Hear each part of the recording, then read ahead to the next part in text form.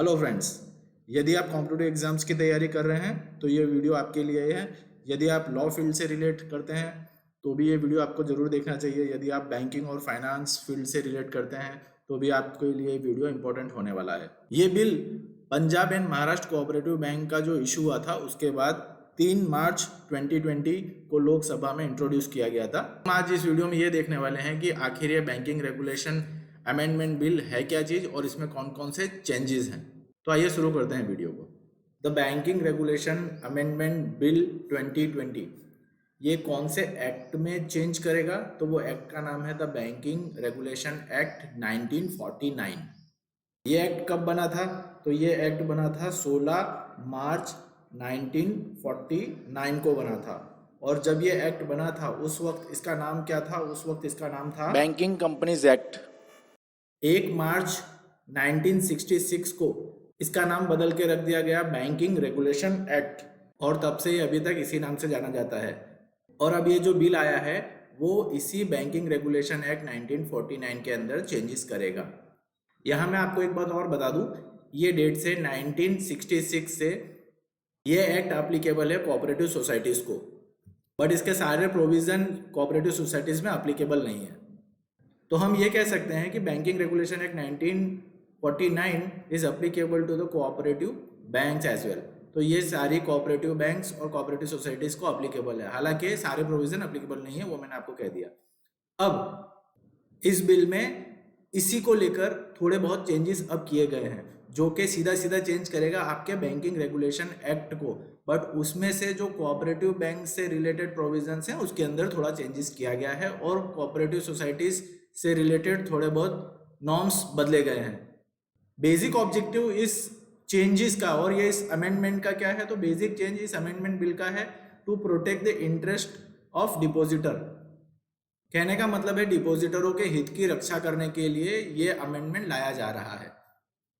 अब आपको Punjab and Maharashtra cooperative bank का इंसिडेंस तो याद ही होगा। इस इंसिडेंस में काफ़ी सारे लोगों के पैसे अटक गए थे और उसी के बाद इस पीएमसी बैंक के इंसिडेंस ने ही कहीं ना कहीं एक अलार्म का काम किया है और आरबीआई को सुपरविजन बेहतर करने की ज़रूरत महसूस हुई है। मैं आपको यहाँ पर ये बता दूं कि कोऑपरेटिव बैंक्स में बैंकिंग रिलेटेड फंक्शन आरबीआई के हाथ में होते हैं और मैनेजमेंट रिलेटेड फंक्शंस स्टेट या सेंट्रल गवर्नमेंट के हाथ में होते हैं। तो कहने का मतलब है यहाँ सब कुछ आरबीआई के हाथ में नहीं होता, कुछ स्टेट और सेंट्रल गवर्नमेंट के हाथ में भी होता है। अभी तक के सिनारियो में मैं आपको बता दूं तो बैंकिंग रेगुलेशन एक्ट 1949 के अंदर अभी तक ये act primary agriculture credit societies को एप्लीकेबल नहीं था और ना ही ये कोऑपरेटिव लैंड मॉर्गेज बैंक्स को एप्लीकेबल था, और दूसरी कई कोऑपरेटिव सोसाइटीज थे जिसमें ये एक्ट अभी तक एप्लीकेबल नहीं था।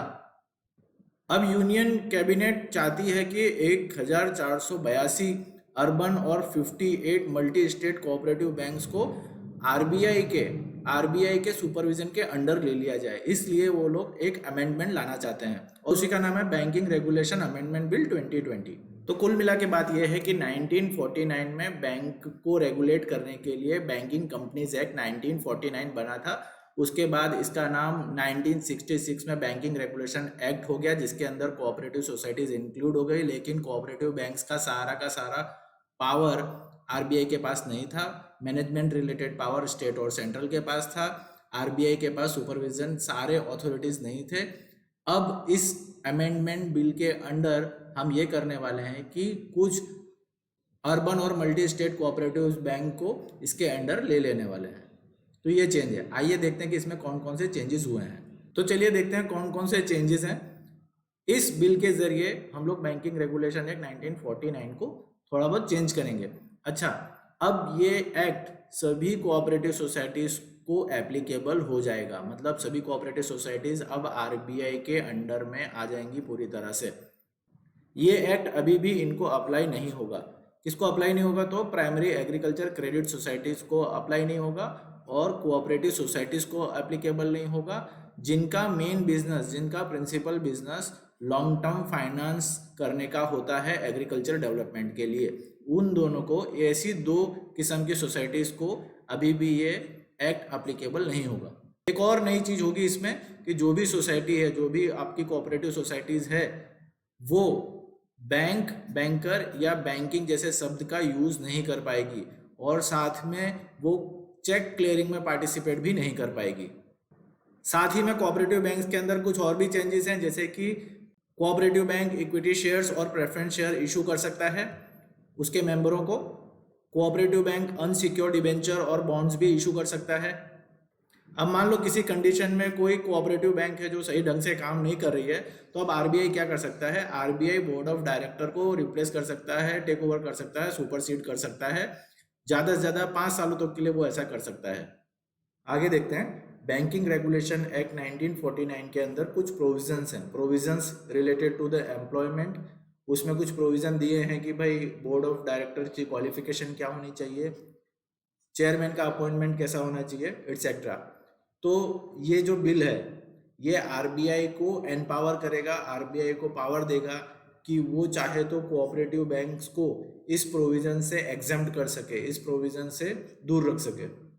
ये bill reserve bank of India को एक और पावर देगा कि मान लो किसी स्टेट की कोई कोऑपरेटिव बैंक है जो कि रजिस्ट्रार ऑफ कोऑपरेटिव सोसाइटीज के अंडर में रजिस्टर हुई है, तो आरबीआई अगर चाहे तो वो उसके बोर्ड ऑफ डायरेक्टर को सुपरसीड कर सकता है, मतलब उसके बोर्ड ऑफ डायरेक्टर को ओवरटेक कर सकता है। बट इसके लिए उसे क्या करना पड़ेगा, स्टेट गवर्नमेंट के साथ कंसल्टेशन करना पड़ेगा, उसके बाद वो चाहे तो उसके बोर्ड ऑफ डायरेक्टर को सुपरसीड कर सकता है। तो ये कुछ चेंजेस हैं जो कि इस बिल में किए गए हैं। और अगर ये बिल पास हो जाता है तो बैंकिंग रेगुलेशन एक्ट 1949 के अंदर इस तरीके के कुछ चेंजेस आएंगे। वीडियो को देखने के लिए धन्यवाद।